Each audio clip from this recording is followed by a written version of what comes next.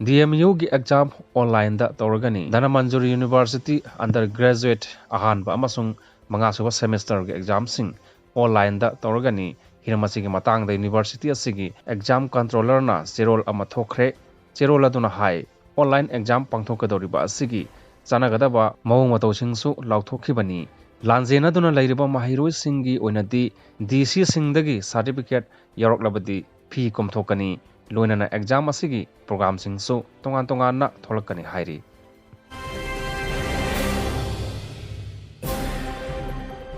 makhataba pauda Chandel gi court complex ta ukil na ukil Fukhre mapunga pau pathokchari yamna tangna thokpa angakpa thodok amada chief judicial magistrate Chandel gi court complex ta leibak asigi lo mamutta na khanglaba ukil amana atopa ukil ama ngarang phubagi thodok ama thokre pawasina hai thodok adu ngarang nungthil pung 3:35 taba matamda thokibani victim oihoraba advocate aduna pausi asida hai mahak district legal service authority gi panel lawyer ama oina thabak tawduna leibani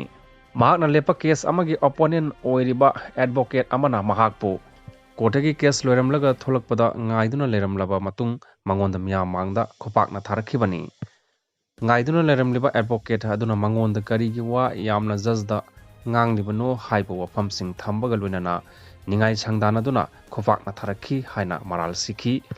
khutharkliba mioi adu makhoigi senior amani haina ikai khumnaduna victim oiriba mahakna di khut hankide hairi mahakna judge gi manakta changluba dudi district legal service authority ga mari lainaba amagi damakta changlubani case ke karigumba amata da mari lainade thodok adu gi matang da mahakna police ta wakat khiba laikhre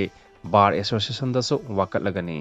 amoromda accused oiriba advocate aduna pausi asida hai ngarange thodok adu case ka mari lainade tawningdaba tawbagi damakta mahakna ahal ama oina khopakna